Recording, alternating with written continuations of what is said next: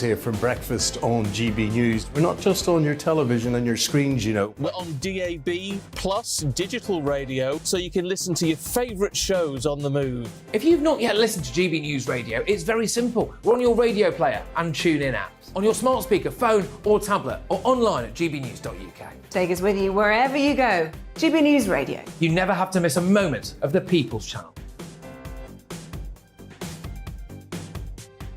Join my show Farage, 7 p.m. till 8 p.m. Monday through Thursday, and there you will get opinion, analysis, debate, and I'll cover stories that nobody else dares to touch. You've been cancelled. Join the club. Oh my goodness me! And then for the last 15 minutes, talking pints. We're over a drink. We have a civilised conversation with someone. We very often disagree, but we do it in a grown-up way. Come and join me on Farage. Hello, I'm Simon Evans. Join me on GB News for Headliners at 11 p.m, where I'll be joined by two of the country's top comedians as we take a look at tomorrow's newspapers tonight. If it's a big story, we'll be covering it, I guarantee, but we'll also have some fun along the way. That's GB News Headliners at 11 p.m. We won't put you to sleep, unlike some of the other paper review shows out there. So join us, 11 p.m, 7 nights a week.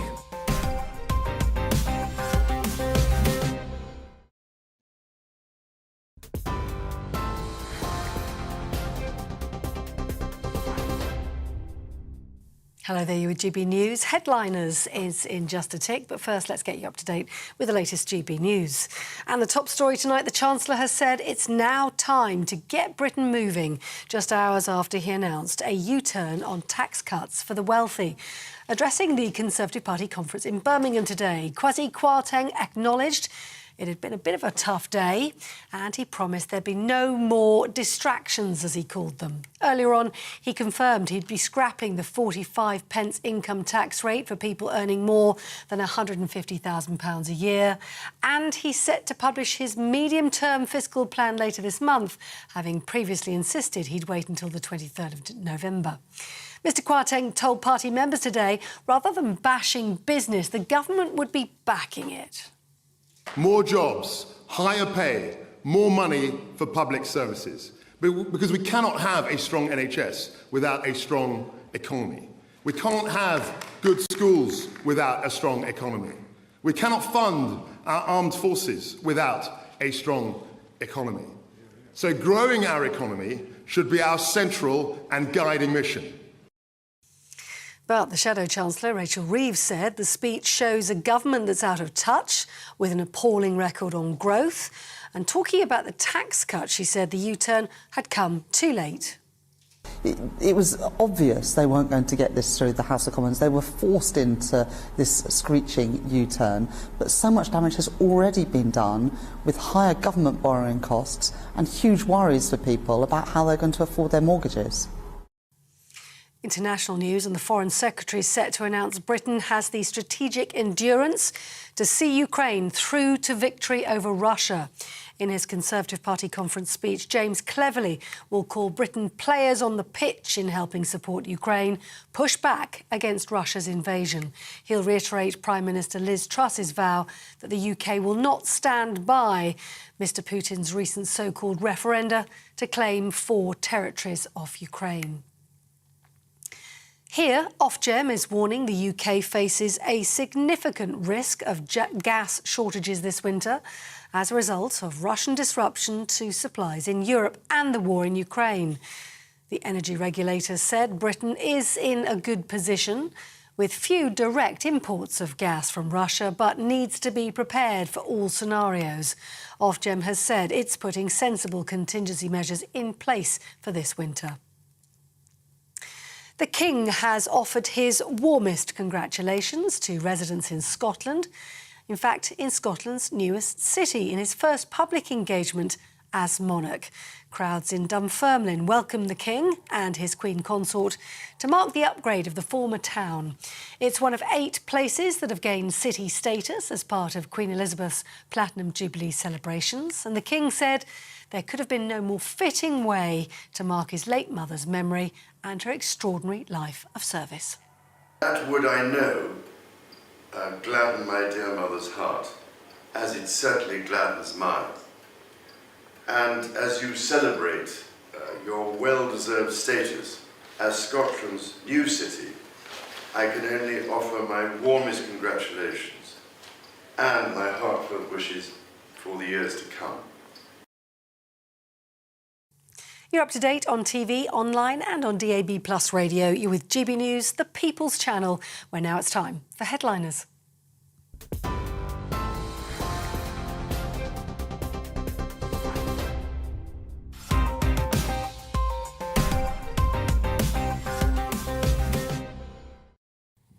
Good evening, I'm Simon Evans. Welcome to Headliners. Joining me tonight, Leaky and Needy.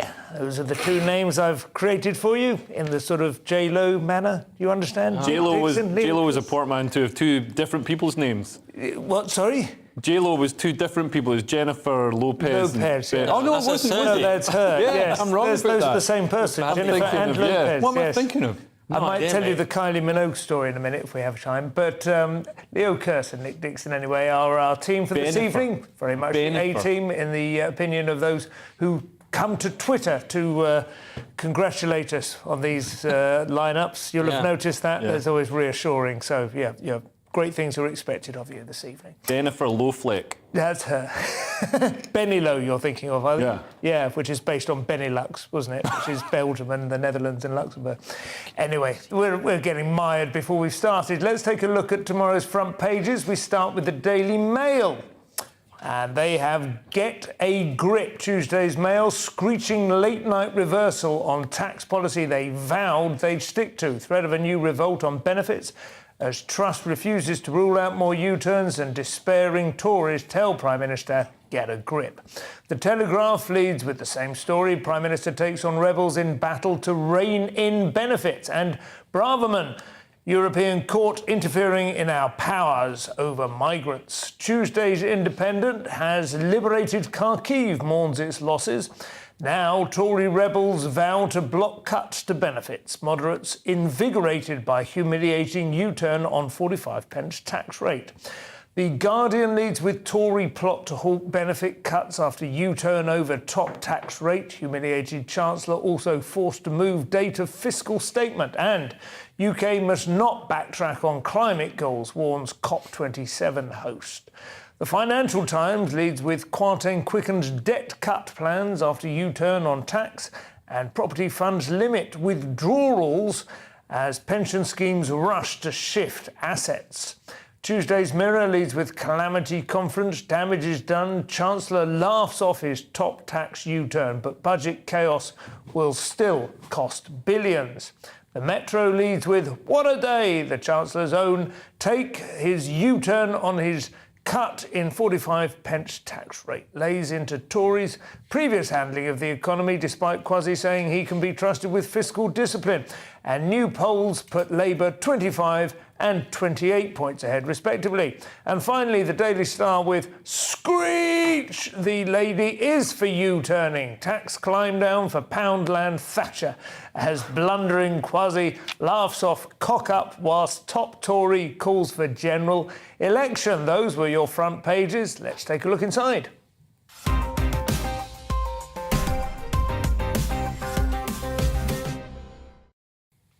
So we kick off with a story from the front page of Tuesday's Financial Times, and indeed most of the others. In the words of Kwasi Kwarteng, what a day for the British economy, Nick. Yep, they've gone with Kwarteng quickens debt cut plans after U-turn on tax. And Kwarteng's made this speech, which I watched today, and it was all about how he's going to have a medium-term fiscal plan. It was all about fiscal responsibility, and actually we're really, really responsible because obviously after following the U-turn on the top rate tax thing, which went very badly. And the thing is, he needs to have a plan for debt because many people are critical of the tax plan, saying it was 45 billion of unfunded tax cuts. Yeah. We're already in a position where, in our macro position, we have a lot of debt. So the last thing you want to do is add more. This is why many on the left, particularly, said have an additional windfall tax, get the money from the energy companies, not through cuts. The funny thing was, though, the 45p tax rate has been absolutely the headline thing that everyone has stories. It's absolutely dominated. That in itself wasn't worth 45 billion. Nothing like. 2 or 3 billion. Yeah, 2 or 3 billion, and even then, the idea is it lures more more wealthy people in to come. It quite easily could have been a net benefit. Yeah, it's one of those things, it's just become very unpopular across the spectrum, hasn't it? People obviously expect the left to not like it, but even people are sort of Gerard Lyons, more Brexit-y type people, even GB's Liam Halligan, quite critical of the timing of it, and it's just a poor policy. And the thing is, it's become so unpopular. You might say, well, he's back down to media or he's back down to the opposition, but once your own party is saying they're going to vote against it, you pretty much can't do anything. I do agree, and I mean, he's in the unusual situation of coming into government with a new Prime Minister, a new Chancellor halfway through a term. Boriss won a huge majority with quite a specific kind of flavour of Conservative. Would you say that's fair?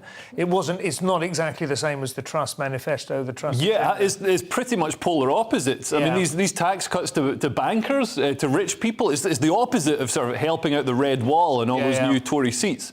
So, you know, we can see, well, the next story is all about how that might be unpopular with the Tory party. Do you think it's fair to say, can I just in the, I mean, everyone's calling it a U-turn. It happened within a matter of days. It's kind of like set out a policy, it's been rejected by the party. I feel like a U-turn is usually something you've been pursuing for a couple of years or, you know, a substantial amount of time. No, I mean, they've just got out of the garage and they've immediately U-turned. Exactly. I mean, they haven't gone anywhere. More like a handbrake turn. Yeah, it's just an immediate turn. But it shows that, you know, they didn't run these plans past, you know, the Office of Budgetary Responsibility and all. They didn't follow the steps, and they also didn't cost out how they'd actually make savings to the public purse while, you know, distributing the largesse of tax cuts. So if they'd said, this is what we're cutting, you know, we're gonna do away with the Arts Council and other nonsensical public bodies, you know, that would have been fine. And also they could have done a more sort of progressive. They could fund it with more progressive taxes, maybe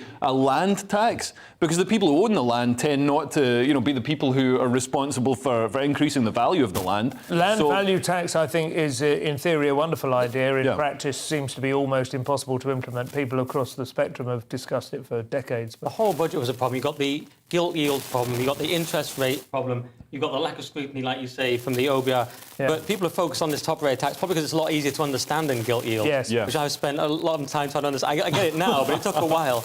And it's always the suspicion, isn't it, that the Tories are just making life easier for their rich friends. Well, of course, I don't know that it's true. It didn't help that he went to a banker's meal, a champagne-quaffing banker's meal, the night of the budget or the night after. It looked like he just said, I've got you a lot of tax cut, let's all yuck it up. He may well have not been doing that. He probably has to mix with bankers, you know, he's the chancellor. He does seem to have mixed with some and helped them down some champagne in order to... Anyway, we've got a similar story. We've got a similar story on to carry on with Tuesday's Mirror, and we're facing a general election sooner than expected, Leo. Yeah, so possibly. So the Tories seem to be disintegrating in the face of all this hoo-ha. So ex-cabinet minister Nadine Dorries has said that Liz Truss should call an election if she wants to abandon key parts of Boris Johnson's agenda. So obviously in 2019, the Tories were elected on quite a specific, you know, getting Brexit done and helping out the red wall, helping out, you know, levelling up some of Britain's more deprived areas. And you know, as we've just said, Liz Truss has sort of abandoned that, and so in an outspoken attack, Dorries, who's a staunch Johnson loyalist, said there's widespread dismay at the Prime Minister's approach, including decisions to review ideas such as privatising Channel 4 and scrapping the BBC licence fee. I don't know, I think it'd be nice if the Tories could just give themselves maybe just a couple of weeks without all this infighting. In fact, I saw somebody make the point on Twitter that the Tories, you know, we asked for proportional representation in the UK. We've pretty much got it with the Tories. They're not one party.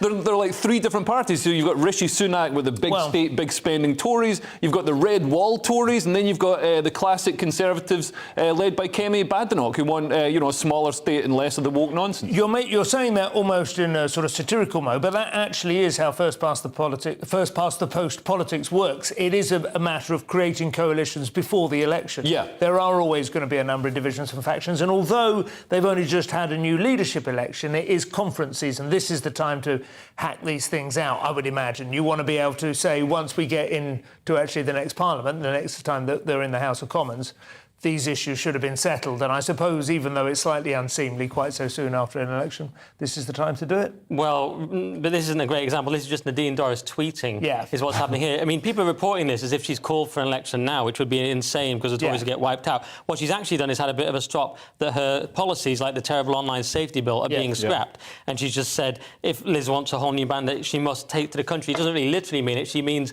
that you don't really have a mandate to do this. And I think now, even though that's our system, people sort of expect a sort of presidential election. I feel like they feel like if we, I mean, it's the same problem Gordon Brown had. If you haven't won a general election, the public sort of feels like, well, who are you? And I think it's very hard to shake that. Even if that is the system, that's how it's always been. That's just how people seem to feel now. I agree with you. Nadine Dorries is not necessarily the best sort of figurehead for that. Unfortunately, I mean, I suppose it demonstrates to some extent the kind of the mixed bag of Boriss supporters that are left behind, you know, in a sense. And the rifts within the party, and obviously having an 8-week selection process which exposed those rifts as all the people competing to be Prime Minister fought against each other.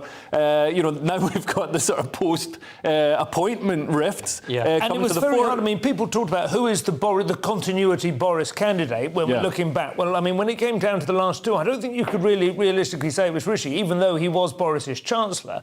He had briefed against him quite often. He'd indicated that he had lots of doubts about him. I don't think he would have... But I mean, and this is the thing, I don't understand why Dorries has got such a wide on for Boriss, because, you know, he was a pretty terrible, feckless, lazy leader. And the legislation she's talking about, I mean, nobody's disappointed not to see the online come through. And I don't know why she's going around waving the flag to stop the privatisation of Channel 4 or scrapping the BBC licence fee. It's very anti-Tory.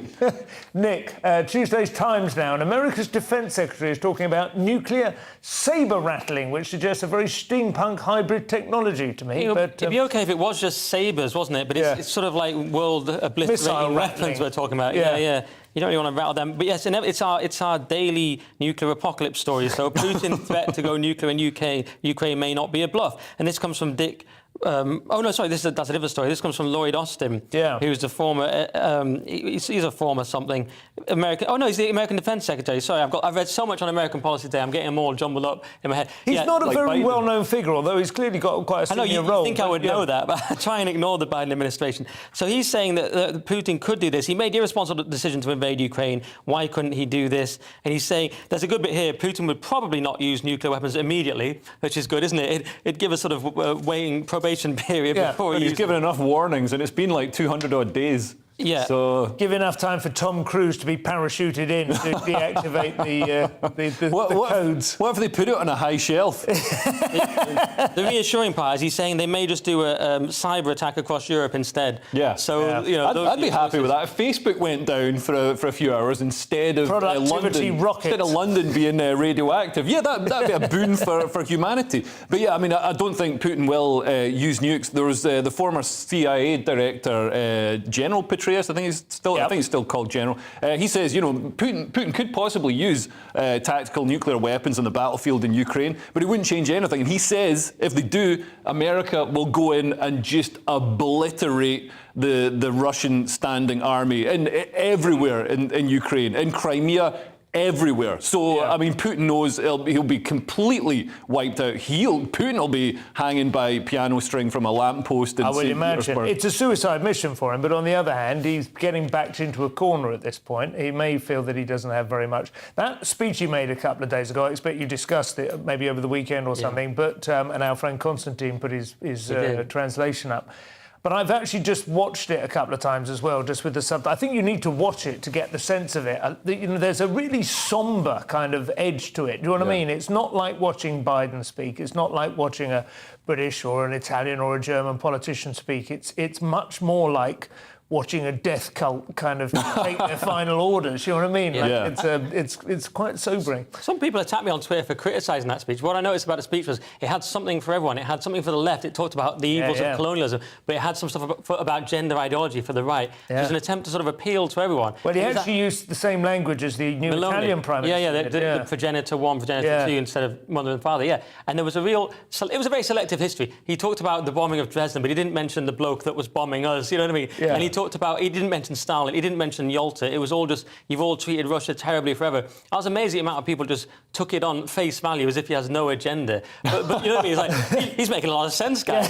But the one thing I did think was a reasonable criticism was that we don't hear speeches like that in the West. You know, back in the time of like Tony Benn or something, we'd have these amazing high-level discourse. Now we get net zero and do women have penises? And you hear a leader actually giving a broad intellectual sweep of history. You can see why some people went, oh, that's interesting. You know what I mean? But you have to obviously apply your critical faculty. There was something quite concrete to it as well, wasn't there? I think that's the thing that if it rattles a few windows, because he has specific instances and he kind of names the devil a few times. But he's going back. He's going back to like the 1940s to find his But instances. I just mean, generally speaking, if you listen to Biden speak for that length of time, he would just talk a lot about freedom and our way of life, and our democracy, you know, whereas... And he'd need an injection halfway through. He gives specifics, and some of them are true. Dresden was a bit a bad incident, you know what I mean? So he gives those truths, and then he moves on to make a wild speculation off the back of it. Objectively speaking, you know, you have to acknowledge that there were some clever buttons, some well-chosen buttons were pressed, you know. Yeah, but he's a smart guy. You don't get to be the leader of Russia for 20 years without being smart. But I don't think his nukes will even work. I mean, the trucks they went into Ukraine with didn't work. The tyres didn't work. So, I mean, an intercontinental ballistic missile is a few orders of magnitude. You'll be called Putin apologist now. The clip will just be smart guy says. I'm sure. I mean, he's a smart guy. I just think he's.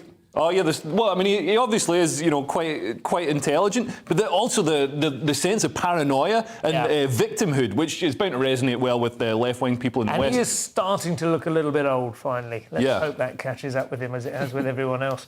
Leo, the FT now reports that Ayatollah Khamenei, I hope I'm pronouncing it because there are a sequence of Khomeinis. Anyway, he accuses the US and Israel of masterminding the widespread rioting we've seen there lately. Shocked Pikachu face. Yeah, so in his first comments since the protests in Iran began, which they started over the death of I think she was 22 years old, Mahsa Amini. Arrested by morality police. Morality police, Islamic morality police. You know, we're going to see them in the UK soon. But they beat her to death in captivity and tortured her, and horrific scenes. And you know, this is sort of, it's not exactly commonplace, but the morality police, everybody has had dealings with the morality police, and everybody hates them. So there's been, you know, wide-scale protests. But Ayatollah Ali Khamenei, who's the supreme leader of Iran, he's old now. He's 87. He's come out I think it's for the first time since the protests began. His first comments, he backed the police and said that these riots and insecurities have been engineered by the US and the fake Zionist regime. So he's saying Israel there, while those on the payrolls and some expatriate Iranian traitors helped them. So, you know, it's similar to Putin. He's blaming the ills of his own country and the upset against his own regime. He's blaming it on forces outside the country. He's, you know, finding a sort of imaginary threat. Well, if any country in the world is going to come up with anti-Semitic conspiracy theories, it's going to be Iran, isn't it? I suppose that's it's going to be an 87-year-old Ayatollah. The morality police thing was notable. You have this sense here. Her family said she was beaten in custody at the morality centre. I mean, what an absurd sentence. That's where we're at. They're so beyond what even Orwell would have tried to come and get away with, isn't it? The morality police. It's so on the nose. It's like an equality, diversity and inclusion department in the UK. One more story before the break. It looks like American Democrats are finally ready to contemplate moving on from the tired old-timer Sleepy Joe in 2024 and embracing the future in the form of Hillary Clinton. Yes, indeed. The future's bright. Hillary Clinton tipped for sensational 2024 US election comeback. More signs she'll run. And this is from Dick Morris, who I was talking about before, political consultant and former aide to Bill Clinton. And it sounds crazy at first. You think, Hillary again. Yeah. But her pitch is that she'll be the moderate candidate, allegedly, and she'll move it back towards the centre and away from the left of the party. And you listen to that and you go, actually, that could work, because Biden has come in claiming to be the president of bringing us back together, adults back in the room, not being divisive. He's been incredibly radical and far left. Yeah. And at least his administration, we know he doesn't do anything. He's been captured, hasn't he? Yeah, he's been captured by after by. Exactly. And you start to think, you know, she could actually do it, because I'm obviously not a Hillary Clinton fan, but if you look at it, the Democrats can't win at the moment how they're doing things. They're far too radical. They're losing the Hispanic vote. They know the numbers don't add up. If they're going to have a fair election, which who knows if that'll happen, but if they're going to do that, they can't win unless they get loads of illegal immigrants to vote for them. So Hillary's coming in and saying, look, we don't... it's alleged anyway that she will go for the policy of saying Americans don't believe in open borders. What she got wrong last time was that she fell for this kind of internet leftist politics, and she started talking about the basket of deplorables. And Steve Bannon said, that's when I knew we had her, because she's got sucked into that. Americans don't care about that. She started talking about Alex Jones. Americans want to know, where's our jobs gone? Are we going to be able to eat? Is our border just going to have loads of people flooding in who outcompete us for wages? People of all races worry about that. Hispanics worry about that. Black people worry. So she completely lost it. This time, she'd come back. Her plan sounds much better.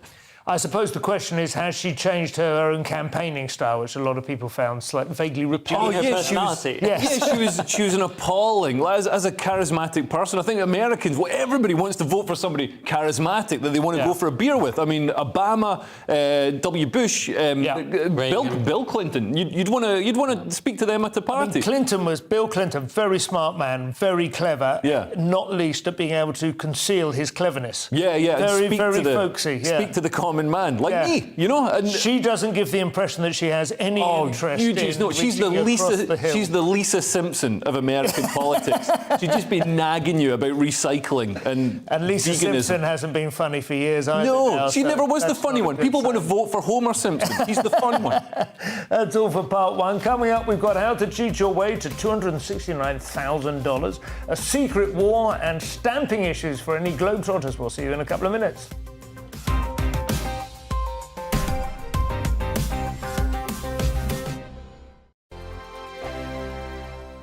Weekday afternoons on GB News, we've got the whole of the UK covered. From 12 to 3, it's GB News Day with me, Mark Longhurst. And me, Gloria Di Piero. You'll get the very latest on everything that's been going on across our great nation. And from 3 till 6, watch out for GB News Live with me, Patrick Christys. I'm not here to mess around. With all the biggest topics and guests, you will always be up to date. GB News Day and GB News Live from 12 p.m. Only on GB News. The People's Channel, Britain's news channel. Hello there, it's Eamon Holmes here from Breakfast on GB News. We're not just on your television and your screens, you know. We're on DAB plus digital radio, so you can listen to your favourite shows on the move. If you've not yet listened to GB News Radio, it's very simple. We're on your radio player and TuneIn apps, on your smart speaker, phone or tablet, or online at gbnews.uk. Take us with you wherever you go. GB News Radio. You never have to miss a moment of the People's Channel. Join my show Farage, 7 p.m. till 8 p.m. Monday through Thursday, and there you will get opinion, analysis, debate, and I'll cover stories that nobody else dares to touch. You've been cancelled. Join the club. Oh my goodness me. And then for the last 15 minutes, talking pints. We're over a drink. We have a civilised conversation with someone. We very often disagree, but we do it in a grown-up way. Come and join me on Farage. Hello, I'm Simon Evans. Join me on GB News for Headliners at 11 p.m, where I'll be joined by two of the country's top comedians as we take a look at tomorrow's newspapers tonight. If it's a big story, we'll be covering it, I guarantee, but we'll also have some fun along the way. That's GB News Headliners at 11 p.m. We won't put you to sleep, unlike some of the other pay-per-review shows out there. So join us, 11 p.m, 7 nights a week.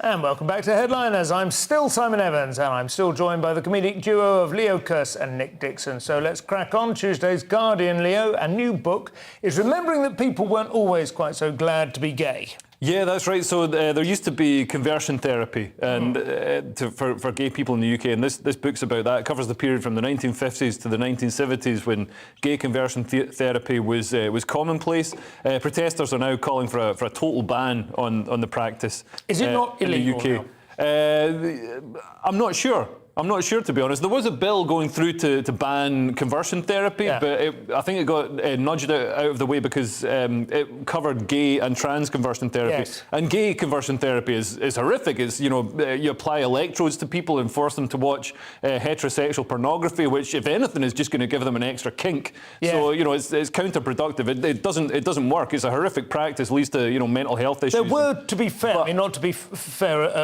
against it, but there were a whole raft of horrific horrific psychological treatments in the 50s. And I mean, it's like the old One Flew Over the Cuckoo's Nest and stuff, you know, lobotomies. Oh, yeah, you know. We've progressed a lot since then. But the reason the conversion therapy ban didn't go through, as I understand it, I might be wrong in this, is that so the transgender conversion therapy ban would have banned any sort of talking therapy, you know, discussions with a psychologist or counsellor that didn't affirm the person's transgender and, you know, discussed any... Because obviously a lot of people, a lot of teenagers, young people, they have gender confusion because puberty is a confusing time and they're young. So in a sense... So actually surgically transitioning them isn't always the optimum result. And we're seeing a lot of people detransitioning and regretting having, you know, hysterectomies and... Would it be fair to say then they're sort of co-opting or appropriating the term conversion therapy to apply it to something that isn't really comparable to what was going on in the 50s and 60s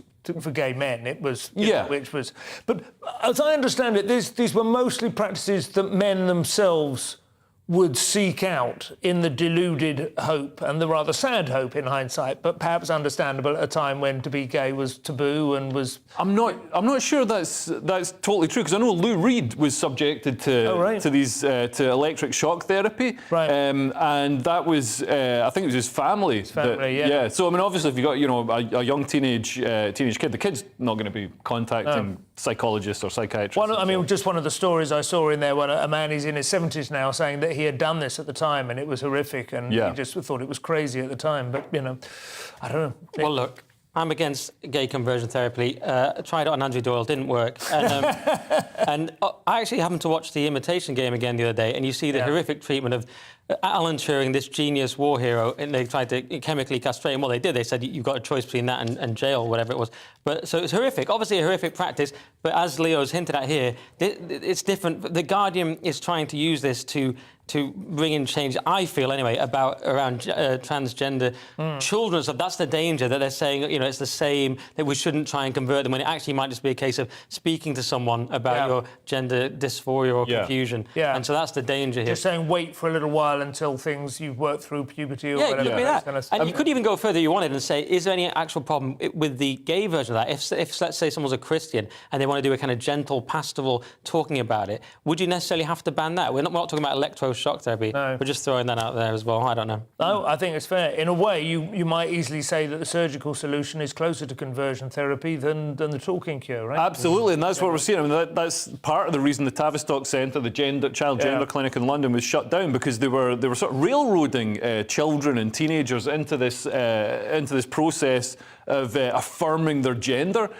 which really, you know, they'd be confused and they wouldn't be able to get off the tracks once they're on it, and then they'd end up being chemically and surgically transitioned. Horrific. Tuesday's Times now, and an all-white stronghold in Wales sounds like a setup for a completely unacceptable sheep farming joke, but in fact it's more sinister than that, Nick. It is. Armed forces grapple with more neo-Nazis in the ranks. The word "more" quite surprising there and concerning. I didn't read the other neo-Nazi stories. I'm late to this neo-Nazi party. I think the all-white stronghold in Wales was from a few years ago, in fact. Oh, I think I see. That was 2-3 years ago. There was this one chap of Finnish origin. OK, and now it's even more. Yeah, well, I don't know if it's the same guy, but this guy is a Mikko Velinen. It's very hard to say his name, and I tried to find it, but now Google thinks I'm a Nazi probably even more than they already did. So it's very tricky to find out the pronunciation, so sorry to him. But figures disclosed by the Ministry of Defence are saying that there are 40 soldiers, sailors and Air Force personnel that have been investigated over extremist concerns since 2019 when records began. Now, the title, of course, says neo-Nazis. You read down a bit further, categories included Islamist-related issues and Northern Ireland-related terrorism. So there's also that. There might be some neo-Nazis in there as well, which is not great. But yes, that's most of the story. I mean, I do get the feeling sometimes, the Guardian in particular, but all the papers generally like to try and make your skin crawl with the idea that the country is crawling with these... You know, I just don't buy it. I'm sorry, I don't. I mean, well, maybe just on that point, so I was just going to say, it says here, extreme right-wing terrorists often display an interest in military culture, weaponry and the armed forces. I'm like, that's half my friends. Exactly, my dad, you know. That's leading an attic full of intimidating material. And the barrier for being considered a neo-Nazi has come down somewhat since the 1930s. Well, if all you want is an all-white enclave in Wales, I mean, until about 20 years ago, that would have been the default. That was Wales. And surely, I mean, Ukraine, if it's shown us anything, it's the armed forces and militaries can have neo-Nazis inside them and still be loved by the Guardian. Yeah. So that's not having a go at the Ukrainian army. I think you know, if you're going to have a place for ultra-nationalist opinions, the army's probably the right place for it. I mean, they want people to not hate foreigners but bomb them. Yeah. Like just for everyone that hates us on Twitter, I'm sure that some of them are actual neo-Nazis, and it's a big problem. Just wanted to get that in there. Oh yeah, there probably are one or two. Tuesday's Independent now with a scandal that's been flushed straight out of the world of poker. Leo, so this comes right after there's a scandal about cheating in chess. Yes, with anal love beads, right? Yeah, that's right. Vibrating beads being the equivalent of the coughing colonel. Yeah. But yeah, apparently a live-streamed high-stakes poker game was marred by controversy after a player scooped the 269,000 pot with Jack high, and it's been accused of cheating. But I had a lot of trouble understanding this article because I don't know what they're talking about, because I don't play poker, because I'm not some sort of idiot Texas with a catheter, Hold'em, right? That's the catheter Texas strapped to their leg. Your mate, doesn't your mate Victoria Corrin play a lot of poker? Oh, she plays a lot of poker. I think she likes anything where she can sit down and eat snacks. But during the televised high-stakes game at the Hustler Casino, this guy Adelstein, who's a very regarded poker player, he had 7 and 8 of clubs, while this other person, Lou, played wider with a jack of clubs and 4 of hearts. The flop revealed some cards, blah, blah, blah, something about a straight flush, because you get constipated with all those bar nuts. But Lou stunned her opponents, the commentators, when she called the bet, growing the pot to £269,000. For some reason, it sparked a commotion, and they're all very confused. There's no really very plausible way in which she's cheated. But with Texas Hold'em, what you get is you get 2 cards each, and then a row of other cards are shared by everyone to make up your hand of 5.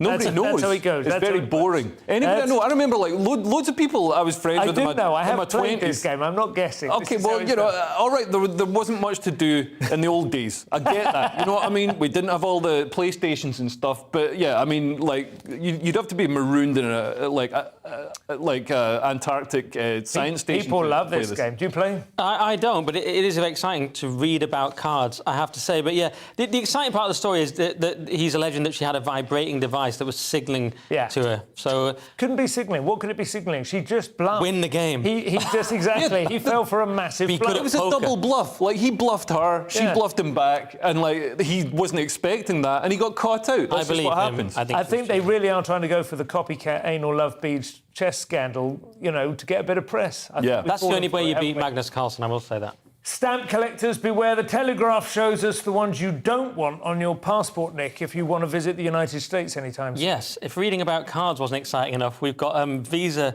issues. Look, this doesn't appeal to me too much because I don't travel. It says the passport stamps that could ruin your next break. But I'm thinking, not mine. I don't leave the country, and holidays are for cooks. But I don't believe in it. But this is a problem because this Trump basically put a load of countries on the state sponsors of terrorism list, including North Korea, Iran, Syria. But he also put Cuba on there. So if you've been to Cuba, you may have trouble getting into the United States, but it's also saying here you may not. And as far as I can see, that's the story. I don't know if I'm missing. And to be honest, I mean, it's been a few years, but the last time I was anywhere near Cuba, I remember it was problematic for American tourists anyway. Then I think that's been quite normalised. Maybe there's been like a short window when it wasn't like that, and Trump put it back on again or something. Yeah, there was that whole missile crisis when they nearly blew up the world. Yeah. I remember. Well, there was famously though the Americans weren't allowed to visit Cuba, and they all did to get their cigars. And everyone, Clinton had Cuban cigars. These were like total contraband. It was like having heroin from China or something. But I can't think that anything has drastically changed. Anyway, so the headline story is: if you want to visit America, don't go to Cuba. Yeah.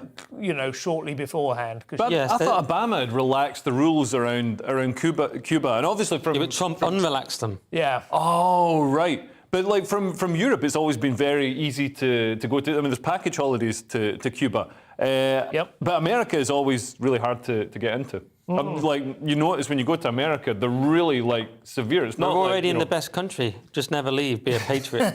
Yeah.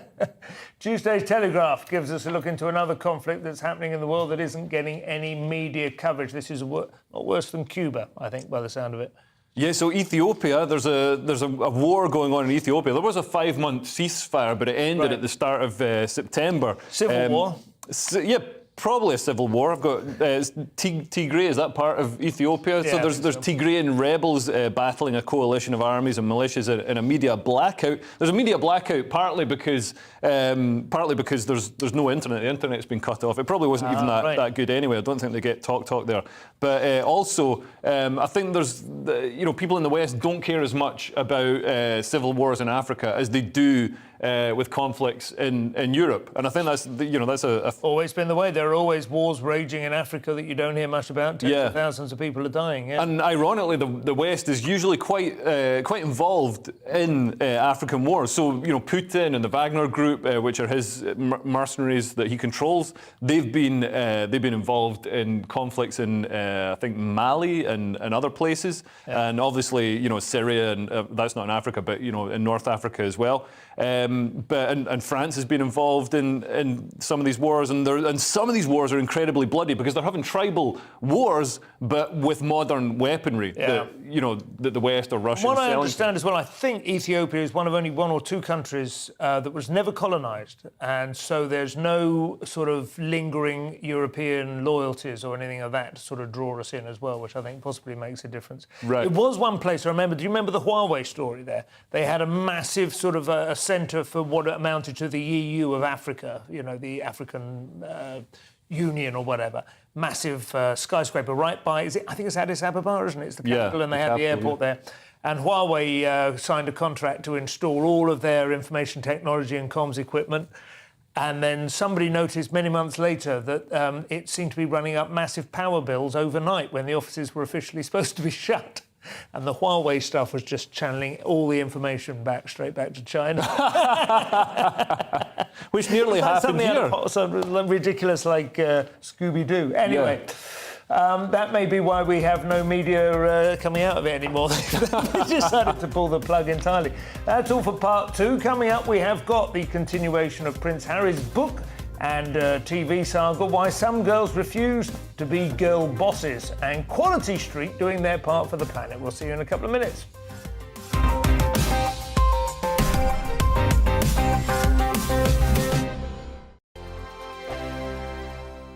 Weekday afternoons on GB News, we've got the whole of the UK covered. From 12 to 3, it's GB News Day with me, Mark Longhurst. And me, Gloria Di Piero. You'll get the very latest on everything that's been going on across our great nation. And from 3 till 6, watch out for GB News Live with me, Patrick Christys. I'm not here to mess around. With all the biggest topics and guests, you will always be up to date. GB News Day and GB News Live from 12 p.m. Only on GB News. The People's Channel, Britain's news channel.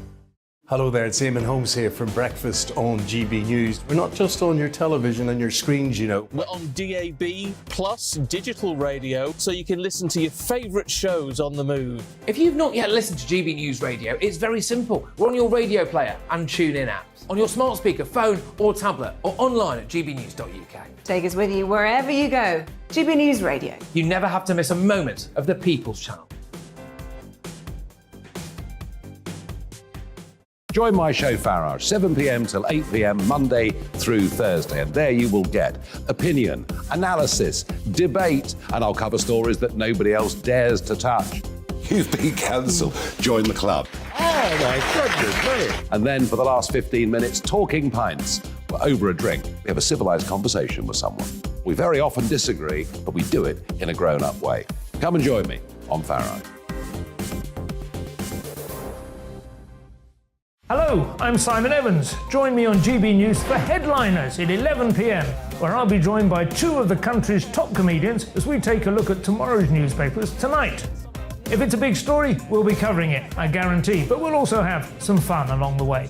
That's GB News Headliners at 11 p.m. We won't put you to sleep, unlike some of the other paper review shows out there. So join us, 11 p.m, 7 nights a week.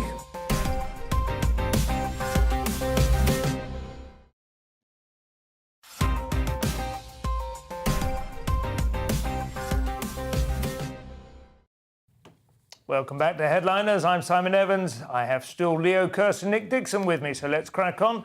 This is The Express, leading off our final third, suggestions that Meghan and Harry may be failing to provide adequate content to Netflix. So I expect it's just more racism, really, isn't it? Yeah, pretty racist. Netflix is behind move to stall Prince Harry and Meghan's docuseries. and you think, OK, why is it? So they're saying it's lack of content. Netflix say there just isn't enough stuff in this documentary yet. You know, other people say, oh, it's actually they want to downplay what things they've said about Charles and so on. You know, it now seems insensitive.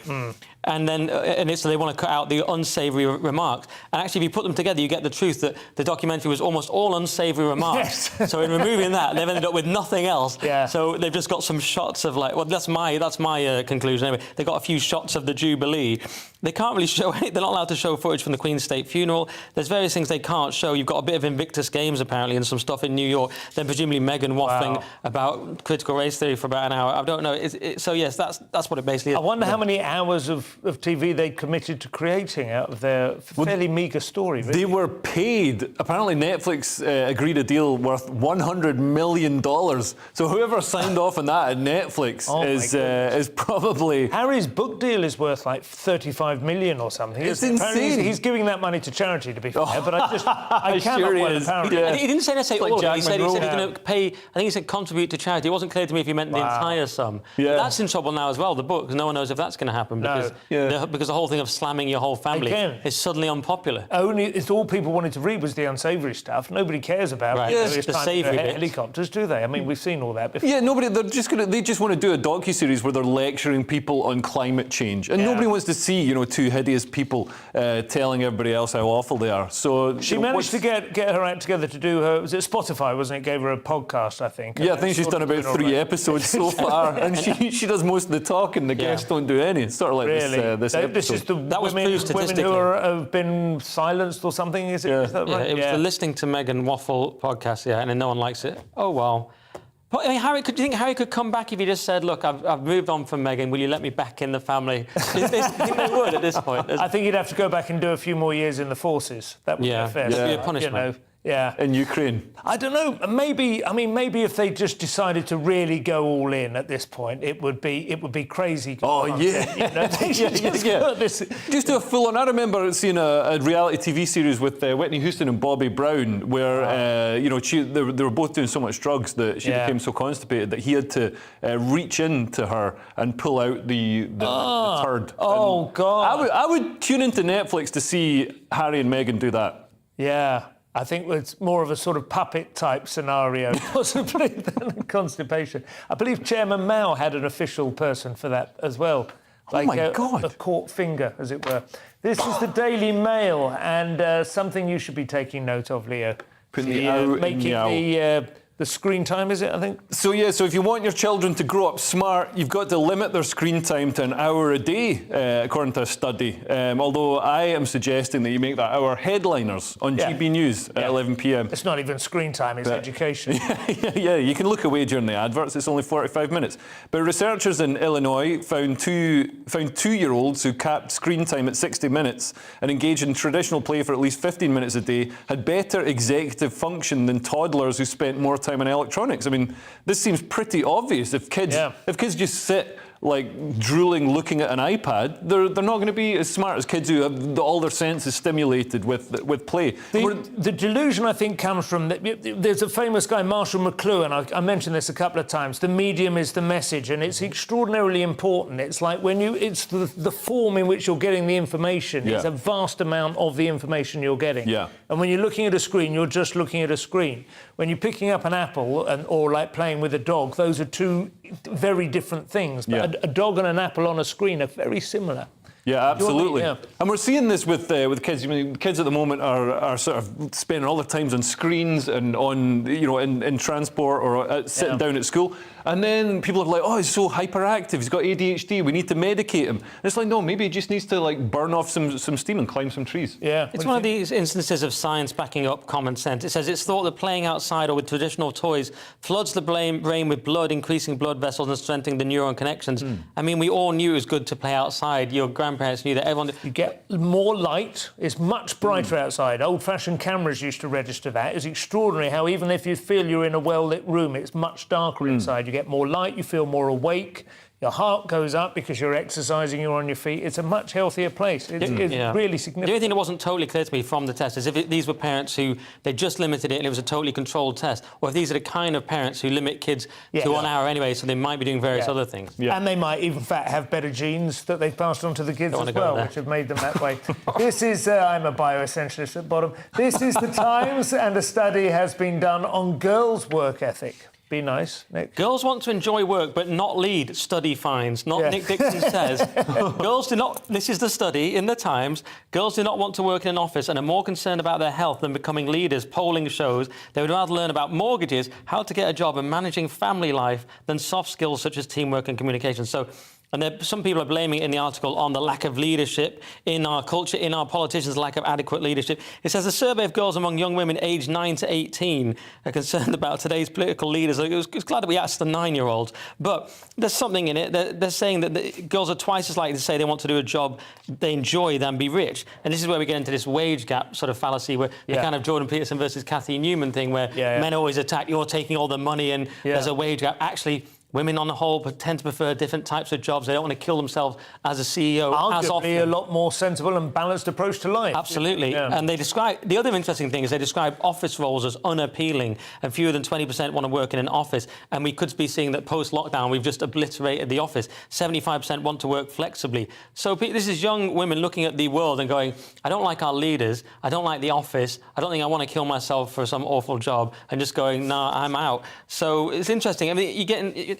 What's interesting, I guess, is the way that there's obviously an implied dissatisfaction with this state of affairs, right? In the article, whoever's run this survey is dismayed to find that young women don't want to grow up to be leaders, and we've got to somehow fix that, right? Yeah, and it could be a natural thing. Also, there doesn't seem to be a lack of female leaders. I mean, if you look at our current Prime Minister and leaders around the world, there's so many women in powerful mistresses, if that's the exactly, whatever that sort of thing. There are plenty of institutions that are led by women now. Yeah, and this idea that women don't want to lead, don't want to do demanding work. My wife, 4 days into maternity leave, was so upset with not working. She just hated not working. She's arranged to go back a day a week. No, I think there is definitely an appetite for hard work among women. I mean, joking aside, that's obviously there. But maybe the idea of leadership in itself is changing now, so that it's much more of a sort of collective, you know, first among equals kind of thing. Do you think there was a slight irony? I mean, you point out we've got female leaders, Jacinda Ardern, we had Merkel and so on. Do you think there was a slight irony that everyone talked about strong female leaders, and then the second Liz Truss is in, they're like, get her out, we hate her. Gave her about 10 seconds. She's a strong, empowered woman. She's the Prime Minister. Yeah. This is the Daily Mail now, and dealers are getting creative with pushing drugs, Leo.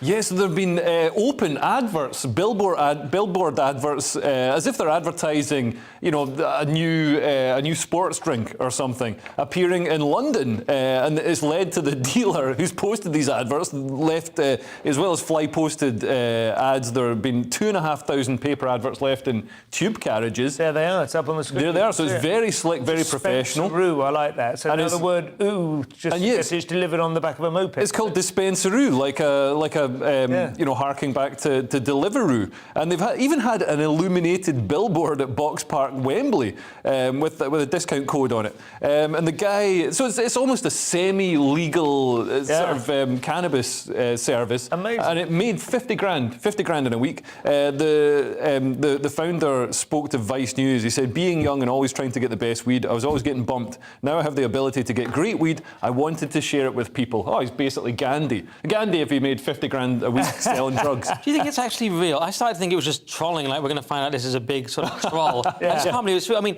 it's either trolling or we've just relaxed our laws so much that people think they can do this. It's that, and I think we could very easily be seeing cannabis be made essentially legal. I mean, it is de facto legal in London. It seems you walk around, you smell it all over the place. If I can smell it, I'm sure. And this is a bad thing. And this is also this is ethical weed, so it's grown free from pesticides and artificial chemicals. There's no child labour, no bandos, I don't know what that is, no trap houses, don't know what they are. It's far away from that. It comes from reputable people. We work direct with growers across the UK and in California. So this isn't just, this is like, you know... This is pro-drug propaganda in the Daily Mail. What's happened to our culture? The stalks are used to make hemp tote bags and things and shoes as well. Well, we'll keep seeing how that develops. Moving on to The Sun, and what was I talking about again? Memory. Something to do with memory, was it? Yes, drinking diet drinks harms your brain function. That's it, yeah. So it'll probably be that, Simon. I've not seen you with diet drinks. I've had about 8 I'm not Coke a diet Zeros. drink man. You know my way of making... I don't drink like soda, but I don't use sweetener in coffee either. I hate that taste. You know what I do? I chew gum while I'm drinking coffee as well. It's a good way of, like, eliminating the bitterness, yeah. Well, it's got sweetener in it. I guess it is, yeah, probably. Go on, Nick. I'll do the story, why not? It's kind of how the show works. So, yes, it's claiming that drinking diet drinks harms your brain function and increase your risk of memory loss. Should it be increases? I've noticed that while drinking many, many Diet Cokes, so has it really impaired my brain function? I say not. And we all knew that artificial sweeteners are bad, but it's saying if you drink them as a teenager, they can lead to long-term memory problems in later life. So it's too late, really, anyway. Yeah. So I might just plough on with my Coke Zeros. And they tested this on rats, basically, and they found that rats who drank plain water were fine, but rats who drank a load of sweetened beverages had some problems with their memory. So if you're a rat, consider not drinking Diet Coke. Everything that works in rats, it just doesn't always, like, scale up, does it? That's the trouble. But also, these drinks, diet drinks, don't even get people to lose weight. Because I've noticed that, like, with, working alongside large people, fat people, they'll eat their chips, but they'll be like, but I'm having a Diet Coke. It's like, it doesn't cancel it out. It's not like antimatter. And it also says here they make the taste buds less sensitive to sugar, so it's dangerous to eat more sugar. Yeah. There's that as well. I quite like... There was a thing on the TV about that thing where you sloosh the, like, Lucozade or whatever, you know, or, like, your isotonic sports drink. You kind of mouthwash it and then you spit it out. Apparently... I've seen footballers do that. Yeah, apparently your mouth registers that it's about to get some sugar and it wakes you up and you get that nice feeling of having just drunk a refreshing drink and then you spit it out and you don't get the calories. That's much better for you than actually using... Kind of like a very square wine tasting. I might try that.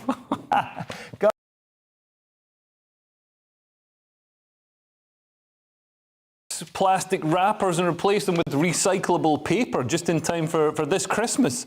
So, I guess it contributed to huge amounts of landfill, all those like little crinkly purple plastic wrappers. I think they need to... I've noticed chocolate is getting worse as well. It's getting... it tastes cheaper and nastier. I noticed I had a packet of Rolos and I don't know if my taste buds have just been dulled by too many artificial sweeteners. Yeah. And also chocolates are getting smaller as well. They're tiny. Shrinkflation, yeah. Curly whirlies. My grandma used a curly whirly to escape from a fourth-storey window. And now they're tiny. Now they're just curlies. Get up onto the roof with one, could you? They're just curlies. Do you not think the quality street wrappers could have been condensed and made into, like, nice paperweights or something? I mean, if you had those blocked down and melted... Don't get Leo started on paperweights. If you could be bothered, if you could be bothered. But, I mean, I think this is a good thing. Nobody's going to be hurt by, a lack of crinkly plastic in their house. But I don't know. There are tiny little by little, all the old traditions of Christmas are nibbled away, aren't they? And that's another one we'll miss. Finally, from the Metro, this guy takes a little doodling to a whole new level, Nick. Yes, artist covers his entire 1.35 million mansion in doodles. This is Sam Cox. He's got 2.7 million Instagram followers, and he just basically covers his whole house in these patterns. He's essentially monetized OCD. Here he is what I would say. There you go. Oh, wow. It is. I've seen photographs of the whole house, where I guess we're going to see it all. It is extraordinarily dense. There's no corner. Yeah. Is it art or is it mental illness? It's a great question, but he's doing very well out of it. I mean, he's got millions of followers, and I feel dizzy just looking at it, but I'm sure it is. He says he finds it calming. I would find it absolutely intolerable. But one of his pictures has sold for over £1 million at auction. He's definitely drank a lot of diet sweet drinks. But it's. Do you think it's his art, Simon? I happened to watch Scruton's Why Beauty Matters the other night, and he was talking about the decline in art from Duchamp's urinal onwards, and how we've lost the idea of beauty. It's all pure shock value. I wouldn't say this is necessarily shocking. This is more just... It's pop art, isn't it? Yeah, but I mean, there's something slightly insane about it, as you say, but I suppose he's exploring something pleasing about, like, tessellating across an entire space, just covering it with, I don't know, it's kind of... Well, we all used to do it on our school books. Yeah. So this is... I didn't know that had any... I didn't know that the value was on the outside of the school book and not inside it. Dig them back out. That's all we have time for. Thank you to my guests, Leo Kearse and Nick Dixon. I'll be back with Headliners tomorrow at 11. I will be joined by Leo Kearse once again and Scott Kapura. That sounds like a classic lineup as well. It's been a great pleasure speaking to you this evening. Break out your magic markers and get doodling, folks. I'll see you tomorrow night. Thanks very much. Good night. So ridiculous. Oh, I'm back again.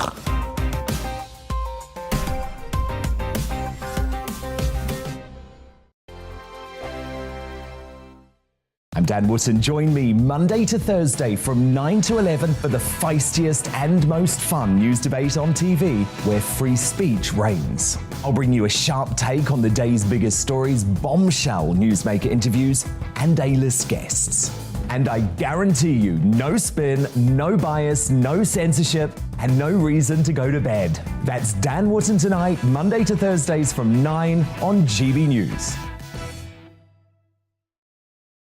On Mark Dolan tonight, we have a simple plan, which is to inform, stimulate, and entertain in equal measure. It's all about getting your opinions on the national television airwaves. I love my viewer emails, mark@gbnews.uk. So do join me from 9 p.m. to midnight every Friday, Saturday, and Sunday for big guests, big opinions, and a big presenter. 6'5", don't you know? See you then on GB News. Weekday afternoons on GB News, we've got the whole of the UK covered. From 12 to 3, it's GB News Day with me, Mark Longhurst. And me, Gloria Di Piero. You'll get the very latest on everything that's been going on across our great nation. And from 3 till 6, watch out for GB News Live with me, Patrick Christys. I'm not here to mess around. With all the biggest topics and guests, you will always be up to date. GB News Day and GB News Live from 12 p.m. Only on GB News. The People's Channel, Britain's news channel. Hello there, it's Eamon Holmes here from Breakfast on GB News. We're not just on your television and your screens, you know. We're on DAB plus digital radio, so you can listen to your favourite shows on the move. If you've not yet listened to GB News Radio, it's very simple. We're on your radio player and tune-in apps, on your smart speaker, phone or tablet, or online at gbnews.uk. Take us with you wherever you go. GB News Radio. You never have to miss a moment of the People's Channel. Join my show Farage, 7 p.m. till 8 p.m. Monday through Thursday. And there you will get opinion, analysis, debate, and I'll cover stories that nobody else dares to touch. You've been cancelled. Join the club. Oh my goodness me. And then for the last 15 minutes, talking pints. We're over a drink. We have a civilised conversation with someone. We very often disagree, but we do it in a grown-up way. Come and join me on Farage. Hello, I'm Simon Evans. Join me on GB News for Headliners at 11 p.m, where I'll be joined by two of the country's top comedians as we take a look at tomorrow's newspapers tonight. If it's a big story, we'll be covering it, I guarantee, but we'll also have some fun along the way. That's GB News Headliners at 11 p.m. We won't put you to sleep, unlike some of the other paper review shows out there. So join us, 11 p.m, 7 nights a week.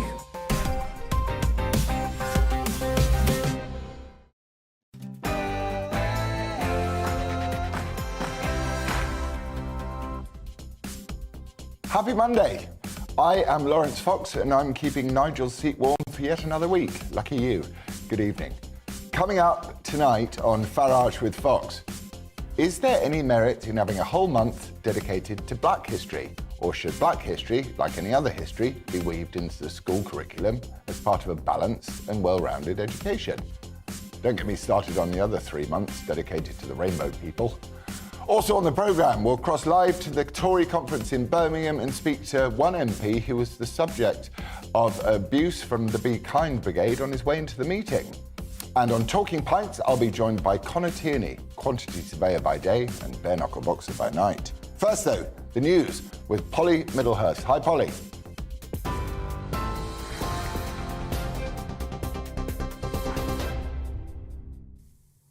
Lawrence, thank you. Good evening to you. And the news this hour, the Chancellor has acknowledged it's been a tough day for him, just hours after he announced a U-turn on tax cuts for top tax bracket earners. Addressing the Conservative Party conference, Kwasi Kwarteng said it was now time to get Britain moving, promising there'd be no more distractions. Before his speech, he confirmed he's scrapping the 45p income tax rate for people earning more than £150,000. He also told party members, rather than bashing business, the government's backing it. More jobs, higher pay, more money for public services. Because we cannot have a strong NHS without a strong economy. We can't have good schools without a strong economy. We cannot fund our armed forces without a strong economy. So growing our economy should be our central and guiding mission.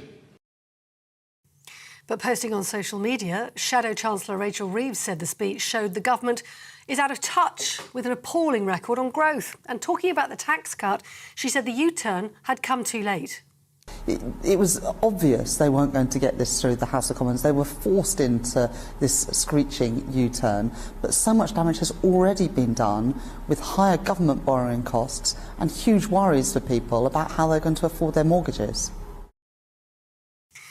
Well, away from politics, a 34-year-old man has been remanded in custody after being charged with the murder of Olivia Pratt-Corbell.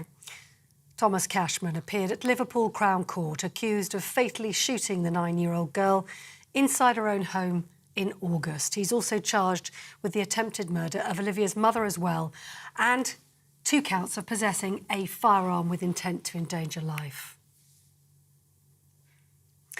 Ofgem is warning the UK faces a significant risk of gas shortages this winter as a result of Russian disruption to supplies in Europe and the war in Ukraine. The energy regulator said Britain is in a good position with few direct imports of gas from Russia, but needs to be prepared for all scenarios this winter.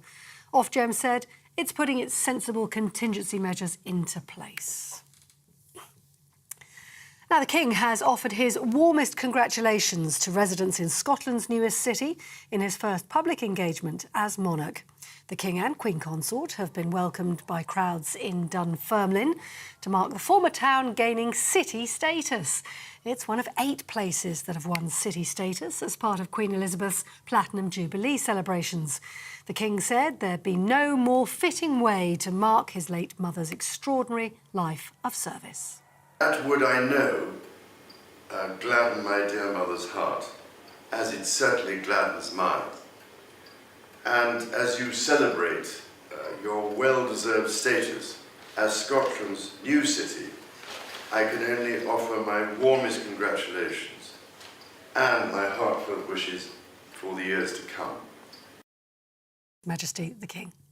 You're up to date on TV, online and on DAB+ radio. You're with GB News, the People's Channel, where now it's time for Farage, but with Fox.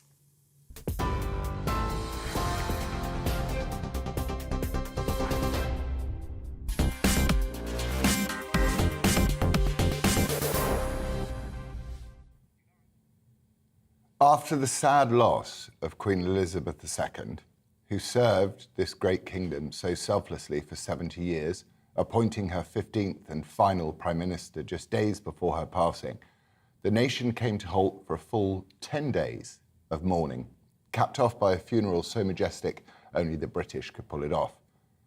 10 days of focused remembrance and gratitude for 70 years of smiling, listening, and selling Britain to the world. It was a momentous event, and now, as with the loss of any loved one still fresh and our emotions still high, we must, slowly, get back to the business of ordinary, dreary daily life. Because life does indeed go on. It has to. Seasons come and go regardless. Progress depends upon it. We cannot become consumed in pain. As C.S. Lewis wrote, thought is never static, pain often is. And so new ideas and new shoots of thought must push us forward and away from the stasis of pain. Which brings me on to Black History Month. Whilst our longest-serving monarch only got 10 days, in classrooms across the country from this morning, our children will be subjected to a constant month-long barrage of guilt and recrimination over the evils meted out upon our black brothers and sisters, systemically oppressed over many years, and don't you ever forget it, despite the huge and tangible progress we've all made in our collective drive for genuine equality. Teachers without specialism in the field of so-called black history or too lazy to educate themselves on the topic will click open Google, type in the search terms and be flooded with a whole load of sponsored resources to better their white privileged students' brains. Mostly divisive, exclusionary and not at all diverse. Surprise, surprise. All